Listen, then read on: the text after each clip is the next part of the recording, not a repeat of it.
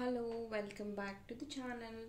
Thank you ಯಾರೆಲ್ಲ ನನ್ನ ಚಾನಲ್ನ ಸಬ್ಸ್ಕ್ರೈಬ್ ಮಾಡಿದ್ದೀರಾ, ಸಪೋರ್ಟ್ ಮಾಡ್ತಿದ್ದೀರಾ.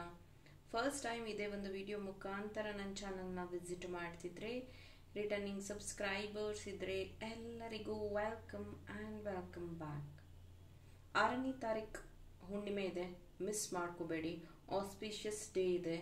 ಇವತ್ತಿನ ದಿನ ಮೆಡಿಟೇಷನ್ ಮಾಡಿದ್ರೆ ತುಂಬಾ ಅದರದ್ದು ರಿಸಲ್ಟು ಡಬಲ್ ತ್ರಿಬಲ್ ನಿಮಗೆ ಸಿಗತ್ತೆ. ಕಾರ್ತಿಕ ಮಾಸ ಬೇರೆ ಶುರುವಾಗ್ತಿದೆ. ಆ ಒಂದು ದಿನದ ಎನರ್ಜಿ ಹೇಗಿರುತ್ತೆ ಅಂದರೆ ಬ್ಯೂಟಿ, ಲವ್, ಮನಿ ಎಲ್ಲದನ್ನು ಮ್ಯಾನಿಫೆಸ್ಟ್ ಮಾಡ್ಬೋದು. ಅಷ್ಟು ಚೆನ್ನಾಗಿರುತ್ತೆ. ದಯವಿಟ್ಟು ಆ ದಿನದ ಉಪಯೋಗ ತಗೊಳ್ಳಿ. ನಾನು ಆಲ್ರೆಡಿ ಪೋಸ್ಟ್ ಮಾಡಿದ್ದೀನಿ. ಮೆಡಿಟೇಷನ್ ಕ್ಲಾಸ್ ಇದೆ, ಜಸ್ಟ್ 99 ರುಪೀಸ್ ಅಷ್ಟೇ. ಇಂಟ್ರೆಸ್ಟ್ ಇರೋರು ಜಾಯಿನ್ ಆಗಿ. ಇವತ್ತಿನ ಟಾಪಿಕ್ ಲವ್ ರೀಡಿಂಗ್ ಆಗಿರುತ್ತೆ, ಕ್ಯಾಂಡಲ್ ಲವ್ ರೀಡಿಂಗ್ ಆಗಿರುತ್ತೆ. Your person darker side of love reading. ಏನಪ್ಪ ಇದು ಕನ್ಫ್ಯೂಷನ್ ಇದೆ ಅಂತ ಅನ್ಕೋಬೇಡಿ. Dark side of love reading ಅಂದರೆ ಒಂದಷ್ಟು ವಿಷಯಗಳು ನಿಮಗೆ ಗೊತ್ತಿರೋದಿಲ್ಲ, ಬಟ್ ನೀವು ಭ್ರಮೆಯಲ್ಲಿರ್ತೀರ, ಹಿಂಗಿರ್ಬೋದು ಹಂಗಿರ್ಬೋದು ಅಂತ. ಇದು ಪಾಸಿಟಿವ್ ನೆಗೆಟಿವ್ ಎರಡೂ ಬರಬಹುದು. ಸೊ ಓಪನ್ ಮೈಂಡೆಡ್ ಆಗಿ ಈ ಒಂದು ರೀಡಿಂಗ್ನ ನೋಡಿ. ಈ ಒಂದು ರೀಡಿಂಗ್ ನೋಡುವಾಗ ನಿಮ್ಮ ಪರ್ಸನ್ ಬಗ್ಗೆ ಯೋಚನೆ ಮಾಡ್ತೀರಿ. ಅವ್ರ ಹೆಸರನ್ನು 3 ಟೈಮ್ಸ್ ನಿಮ್ಮ ಮನಸ್ಸಲ್ಲಿ ಹೇಳ್ಕೊಳ್ತಾ ಈ ಒಂದು ರೀಡಿಂಗ್ನ ನೋಡಿ. Thank you. Thank you. So ನೀವು ಯಾವ ಒಂದು ವ್ಯಕ್ತಿ ಬಗ್ಗೆ ನೆನಪಿಸ್ಕೋತಾ ಇದ್ದೀರಲ್ಲ, ಅವರಿಗೆ ಕೋಪ ಜಾಸ್ತಿ, ಎಮೋಷನಲ್ ಕೋಪ ಜಾಸ್ತಿ. ಸಿಟ್ಟು ಬಂತು ಅಂದರೆ ಅವರು ಕೈಗೆ ಸಿಕ್ಕಿದ್ನೇ ತಗೊಂಡು ಒಡೆಯೋವಂಥದ್ದು. ಸೊ ಆ ರೀತಿಯಾಗಿ ಈ ವ್ಯಕ್ತಿ. ಸೊ ಈಗ ಈ ಸಮಯದಲ್ಲಿ ಇವರ ಡಾರ್ಕರ್ ಸೈಡ್ ಅಂತ ನೋಡೋದಾದರೆ ಮೇ ಬಿ ಇದು ಎಲ್ಲರಿಗೂ ಅಲ್ಲ, ಕೆಲವೊಬ್ಬರಿಗೆ ಮಾತ್ರ. ಯಾಕಂದರೆ ಇಲ್ಲಿ ನೋಡ್ಬೋದು 60% ಪೀಪಲ್ಗೆ ಈ ವ್ಯಕ್ತಿ ನಿಮ್ಮನ್ನು ಜೀವನದಿಂದ ಅಂದರೆ ಬಿಟ್ಬಿಡಬೇಕು, ಡ್ರಾಪ್ ಮಾಡಬೇಕು. ಓಕೆ, ಏನಂತಾರೆ ಇದನ್ನು, ಸಪರೇಷನ್ ಆಗಬೇಕು ಅನ್ನುವಂಥದ್ದನ್ನು ಯೋಚನೆ ಮಾಡ್ತಿದ್ದಾರೆ. ನೋಡ್ಬೋದು ಇಲ್ಲಿ ಬ್ಲ್ಯಾಕ್ ಡಾಟ್ ಬರ್ತಾ ಇದೆ. ಸೊ ಅದು ಇಲ್ಲಿ ಶುರುವಾದಾಗಲೇ ನಾನು ಇದನ್ನು ಹೇಳಿದ್ದು. ಸೊ ಈ ವ್ಯಕ್ತಿ ನಿಮ್ಮನ್ನು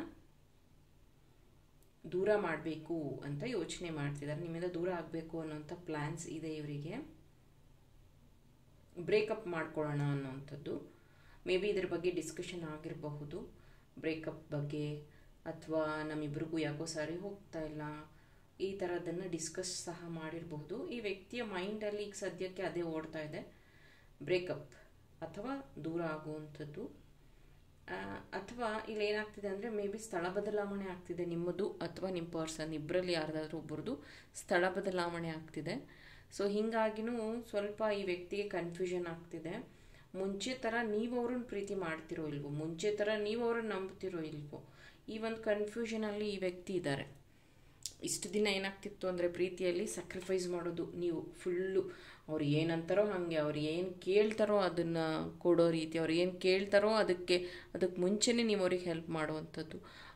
ಅವ್ರಿಗೆ ಇಷ್ಟ ಆಗೋದನ್ನು ಅವ್ರು ಕೇಳೋದಕ್ಕಿಂತ ಮುಂಚೆನೇ ನೀವು ಅವರಿಗೆ ಹೆಲ್ಪ್ ಮಾಡುವಂಥದ್ದನ್ನು ಮಾಡ್ತಿದ್ರಿ. ತುಂಬ ಓವರ್ ಕೇರಿಂಗ್ ಆಗಿದ್ರಿ ನೀವು. ಎಷ್ಟರ ಮಟ್ಟಿಗೆ ಅಂದರೆ ನೀವೂ ಸಹ ಸೇವ್ ಮಾಡಬೇಕು ಮನಿ, ನೀವೂ ಸಹ ಚೆನ್ನಾಗಿರಬೇಕು ಅನ್ನೋದನ್ನೇ ಮರೆತು ಬಿಟ್ಟಿದ್ರಿ. ಅವ್ರು ಹೇಳ್ದಂಗೆ ಡ್ರೆಸ್ ಮಾಡ್ಕೊಳ್ಳುವಂಥದ್ದು, ಅಂದರೆ ಅವ್ರಿಗೆ ಏನು ಇಷ್ಟನೋ ಆ ರೀತಿ ನೀವು ಬದುಕುವಂಥದ್ದು. ಅವರು ಹೋಗಬೇಡ ಅಂದರೆ ನೀವೆಲ್ಲೂ ಹೋಗೋದಿಲ್ಲ. ಅವರು ಹೇಳಿದ ಹಾಗೇ ನೀವು ಡ್ರೆಸ್ಸಿಂಗ್ ಮಾಡುವಂಥದ್ದು, ಅವ್ರು ಹೇಳಿದ ಮಾತನ್ನ ಕೇಳುವಂಥದ್ದು. ಅವರು ಹೊರಗಡೆ ಹೋಗೋದು ಬೇಡ, ಅವ್ರು ಪರ್ಮಿಷನ್ ಕೊಟ್ಟಿಲ್ಲ ಅಂದರೆ ನೀವು ಹೋಗೋದೇ ಇಲ್ಲ. ಈ ಥರದ ಒಂದು ಇದನ್ನು ನೀವು ಫಾಲೋ ಮಾಡಿದ್ರಿ ಸ್ಟ್ರಿಕ್ಟಾಗಿ.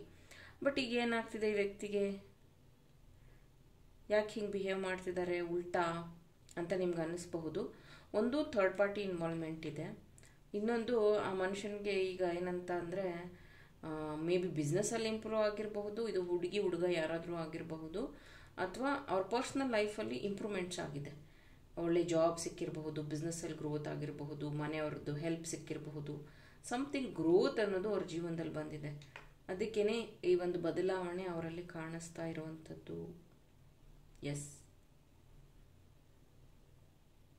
ಕರ್ಕಾಟಕ ರಾಶಿ, ಕನ್ಯಾ ರಾಶಿ, ಮೇಷರಾಶಿ, ಸಿಂಹ ರಾಶಿ, ವೃಶ್ಚಿಕ ರಾಶಿ, ಧನಸ್ಸು ರಾಶಿ ಪ್ರೆಸೆಂಟ್ ಇರುವಂಥದ್ದಿದೆ.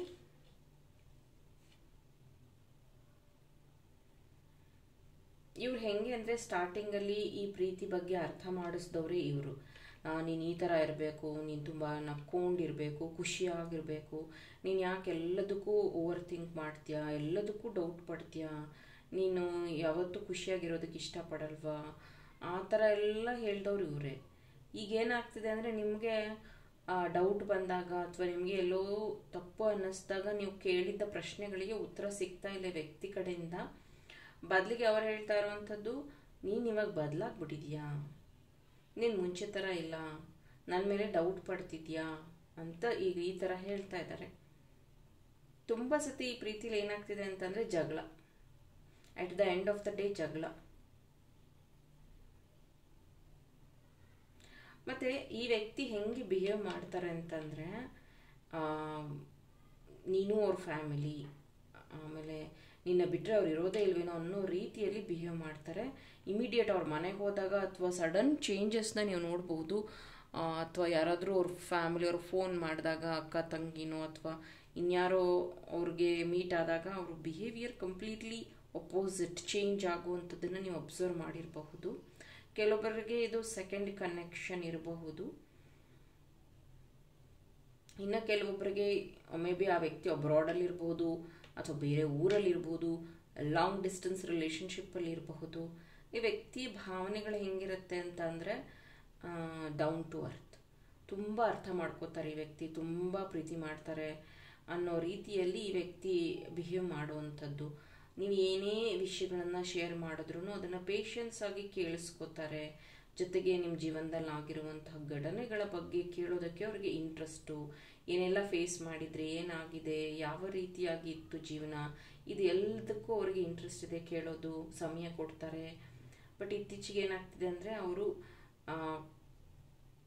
ಈಗ ನಾನು ಏನು ಹೇಳಬೇಕು ಅಂತಿದ್ದೀನೋ ಅದು ನನಗೆ ಈಗ ಹೇಳೋಕ್ಕೆ ಟೈಮ್ ಇಲ್ಲ, ಇಷ್ಟೇ ಅರ್ಥ ಮಾಡ್ಕೊ, ನಿನಗೆಲ್ಲ ಅರ್ಥ ಆಗುತ್ತೆ, ಈ ರೀತಿಯಾಗಿ ಶಾರ್ಟ್ ಫಾರ್ಮಲ್ಲಿ ವಿಷಯಗಳನ್ನು ಹೇಳೋದನ್ನು ಮುಗಿಸ್ತಾ ಇದ್ದಾರೆ. ಮುಂಚೆ ತುಂಬ ನಿಮ್ಮನ್ನ ಅರ್ಥ ಮಾಡಿಸೋದಕ್ಕೆ ಟ್ರೈ ಮಾಡ್ತಿದ್ರು. ನೀನು ಇನ್ನೂ ತಿಳ್ಕೊಬೇಕಾಗಿರೋದು ತುಂಬ ಇದೆ, ನೀನು ಅರ್ಥ ಮಾಡ್ಕೋಬೇಕಾಗಿರೋದು ತುಂಬ ಇದೆ, ನಿನಗೆ ಜೀವನ ಜಗತ್ತಂದ್ರೇ ಗೊತ್ತಿಲ್ಲ, ನೀನೊಂದು ಬಾವಿಲಿರೋ ಕಪ್ಪೆ ಥರ ಇದೆಯಾ, ನೀನು ಕಲಿಬೇಕಾಗಿರೋದು ತುಂಬ ಇದೆ, ಈ ಥರ ಎಲ್ಲ ಮೋಟಿವೇಶನ್ ಮಾಡಿದಂಥವ್ರು ಇದೇ ವ್ಯಕ್ತಿನೇ ನಿಮಗೆ ಇಷ್ಟೆಲ್ಲ ಧೈರ್ಯ ಕೊಟ್ಟಿದ್ದು, ಇಷ್ಟೆಲ್ಲ ನಿಮ್ಮನ್ನು ಪ್ರೀತಿಯಲ್ಲಿ ಇಂಡಿಪೆಂಡೆಂಟ್ ಮಾಡಿದ್ದು. ಈ ವ್ಯಕ್ತಿ ಥಿಂಕಿಂಗ್ ಹೆಂಗಿದೆ ಅಂದರೆ ಸ್ವಲ್ಪ ಮನಿ ಮೈಂಡೆಡ್ ಆಗಿ ಇದೆ. ಇನ್ನು ಫ್ಯಾಮಿಲಿಗೆ ತುಂಬ ಅಟ್ಯಾಚ್ಡ್ ಆಗಿರುವಂಥದ್ದು. ಪದೇ ಪದೇ ಇವ್ರು ಹೆಂಗೆ ಗೊತ್ತಾ, ಏನೋ ಒಂದು ಮಿಸ್ಟೇಕ್ ಮಾಡೋದು, ಮತ್ತೆ ಸರಿ ಮಾಡ್ತೀನಿ ಅನ್ನೋದು, ಆಮೇಲೆ ಮರ್ತೋದೆ ಅನ್ನೋದು, ಮತ್ತೆ ಮಿಸ್ಟೇಕ್ ಮಾಡೋದು, ಮತ್ತೆ ಸಾರಿ ಕೇಳೋದು, ಇದು ರಿಪೀಟ್ ಆಗ್ತಿದೆ. ಬರ್ತಾ ಬರ್ತಾ ಇದು ಒಂಥರ ಹ್ಯಾಬಿಚುನ್ ಆಗ್ತಿದೆ.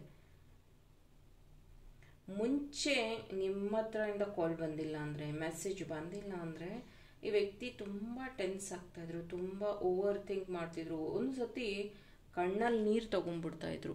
ನೀನು ನನ್ನ ಇಗ್ನೋರ್ ಮಾಡ್ತಿದ್ಯಾ ಅಥವಾ ನಿಜವಾಗ್ಲೂ ನಿಂಗೆ ನನ್ನ ಕಂಡ್ರೆ ಇಷ್ಟ ಇಲ್ವಾ ಅನ್ನೋ ಥರ ಎಲ್ಲ ಕೇಳ್ತಾ ಇದ್ದಂಥ ವ್ಯಕ್ತಿ ಈಗ ನೀವು ಫೋನ್ ಮಾಡಿದ್ರು ಫಸ್ಟು ಪಿಕ್ ಮಾಡಲ್ಲ, ಎರಡನೇದು ಮೆಸೇಜ್ ಹಾಕ್ತಾರೆ ಐ ಕಾಲ್ ಯು ಬ್ಯಾಕ್ ಅಂತ, ಮೂರನೇದು ಐ ಆಮ್ ಬ್ಯುಸಿ ಅಂತಾರೆ. ಕೊನೆಗೆ ನೀವು 2 ಗಂಟೆಗೆ ಮಾಡಿದರೆ ಅವ್ರ ಕಾಲ್ ವಾಪಸ್ ಬರೋದು 6 ಗಂಟೆಗೆ. ನೀವು ಮಿಸ್ ಕಾಲ್ ಕೊಟ್ಟಿದ್ರೆ ಅವ್ರು ಹೇಳ್ತಾರೆ ನಾನು ನೋಡಿದ್ದೆ ನಿನ್ನ ಮಿಸ್ ಕಾಲ್ನ ರಾತ್ರಿ ಅಥವಾ ಬೆಳಗ್ಗೆದು ನೋಡಿದೆ. ಈ ಥರ ಒಂದು ಕೇರ್ಲೆಸ್ನೆಸ್ ಕಾಣಿಸ್ತಾ ಇದೆ ಅವರಲ್ಲಿ. ಆದರೆ ಅವ್ರು ಏನು ಅವರು ಇದಕ್ಕೆ ಏನಂತ ಕಾರಣ ಕೊಡ್ತಿದ್ದಾರೆ ಅಂದರೆ, ನನಗೆ ವರ್ಕ್ ಪ್ರೆಷರ್ ಜಾಸ್ತಿ ಆಗಿದೆ ಅಥವಾ ನನ್ನ ಕೆರಿಯರ್ಗೆ ಇವಾಗ ಸ್ಟ್ರಗಲ್ ಮಾಡ್ತಾ ಇದ್ದೀನಿ, ನಾನು ಇದನ್ನ ಏನಕ್ಕೆ ಮಾಡ್ತಿದ್ದೀನಿ, ನಾವಿಬ್ಬರು ಚೆನ್ನಾಗಿರೋದಕ್ಕೋಸ್ಕರ, ಅರ್ಥ ಮಾಡ್ಕೋ, ನಾನು ಯಾವಾಗಲೂ ಮಾತಾಡ್ಕೊಂಡಿರೋಕ್ಕಾಗೋದಿಲ್ಲ. ಅಂದರೆ ಈಗ ಸಿಚುವೇಶನ್ ಮುಂಚೆ ಥರ ಇಲ್ಲ, ಮುಂಚೆ ನನ್ನ ಹತ್ರ ಟೈಮ್ ಇರ್ತಾ ಇತ್ತು, ಈಗ ನನ್ನ ಹತ್ರ ಟೈಮ್ ಇಲ್ಲ ಅನ್ನೋವಂಥದ್ದನ್ನು ಈ ವ್ಯಕ್ತಿ ಹೇಳ್ತಿದ್ದಾರೆ. ಇದು ನಿಮಗೆ ತುಂಬ ನೋವಾಗ್ತಿರುವಂಥದ್ದು. ಯಾಕಂದರೆ ಈ ವ್ಯಕ್ತಿ ಹತ್ರ ಮಾತಾಡಬೇಕು ಅಂತ ನೀವು ನಿಮ್ಮ ಕೆಲಸಗಳನ್ನೆಲ್ಲ ಮುಗಿಸ್ಕೊಳ್ಳೋವಂಥದ್ದು, ಬೇಗ ಬೇಗ ನೀವು ಅಂದರೆ ಪ್ರಿಪೇರ್ ಆಗ್ತಿದ್ರೆ ಇವ್ರಿಗೆ ಫೋನ್ ಮಾಡಬೇಕಪ್ಪ ಮಾತಾಡಬೇಕು ಅಂತ. ಆದರೆ ಈಗ ನೀವೇನು ಎಲ್ಲ ರೆಡಿ ಮಾಡಿ ಎಲ್ಲ ಮಾತಾಡಬೇಕು ಅಂತ ಖುಷಿಯಾಗಿ ಬಂದ್ರೂ ಈ ವ್ಯಕ್ತಿ ಫೋನ್ ರಿಸೀವ್ ಮಾಡಿರೋದಿಲ್ಲ, ಅಥವಾ ನಿಮ್ಮ ಮೆಸೇಜನ್ನೇ ನೋಡಿರೋದಿಲ್ಲ, ಅಥವಾ ಕಾಲ್ ಯು ಬ್ಯಾಕ್ ಅಂತ ನೀವು ವೆಯ್ಟ್ ಮಾಡ್ತಾನೆ ಇರ್ತೀರ, ಅವ್ರ ಕಡೆಯಿಂದ ಕಾಲೇ ಬರೋದಿಲ್ಲ. ಅವರೇನು ಹೇಳ್ತಾರೆ, ಕ್ಲೈಂಟ್ಸ್ ಇದ್ದಾರೆ, ಹೊರಗಡೆ ಇದ್ದೀನಿ, ಈಗ ಮಾತಾಡೋಕ್ಕಾಗೋದಿಲ್ಲ, ಏನಾದರೂ ಅರ್ಜೆಂಟ್ ಇದೆಯಾ, ಈ ಥರ ಅವ್ರು ಕ್ವಶನ್ ಕೇಳಿಬಿಟ್ಟು ನಿಮ್ಗೆ ಏನು ಮಾಡ್ತಾರೆ ಅಂದರೆ, ಅವಾಗ ನೀವು ಹೇಳ್ತೀರಿ ಏನಿಲ್ಲ ಪರವಾಗಿಲ್ಲ, ನೀವು ಬ್ಯುಸಿ ಇದ್ದರೆ ನಾನು ನಿಮಗೆ ಡಿಸ್ಟರ್ಬ್ ಮಾಡೋದಿಲ್ಲ ಅಂತ ನೀವೇ ಹೇಳಿ ಕಟ್ ಮಾಡ್ತಾ ಇರೋವಂಥದ್ದು ಫೋನ್. ಈಗ ಅವ್ರು ಹೇಳ್ತಾರೆ, ನಾನು ಕೆರಿಯರಲ್ಲಿ ಸೀರಿಯಸ್ ಆಗ್ತಾ ಇದ್ದೀನಿ, ನಾನು ಇಂಪ್ರೂವ್ ಆಗಬೇಕು, ನಾನು ನಿಮ್ಮ ಮನೇಲಿ ಬಂದು ಮಾತಾಡೋವಾಗ ನನಗೂ ಒಂದು ಸ್ಥಾನ ಇರಬೇಕು, ಒಳ್ಳೆ ಇದಕ್ಕೆ ನಾನು ಗ್ರೋತ್ ಆಗಬೇಕು, ಅದಕ್ಕೆ ಇದನ್ನು ಮಾಡ್ತಿದ್ದೀನಿ ಅಂತ ಅವ್ರು ಹೇಳ್ತಾರೆ. ಓಕೆ, ಸೊ ಇದು ನಿಮ್ಮ ಪರ್ಸನ್ ಕಡೆಯಿಂದ darker side of love reading ಆಗಿತ್ತು. Thank you, all the best.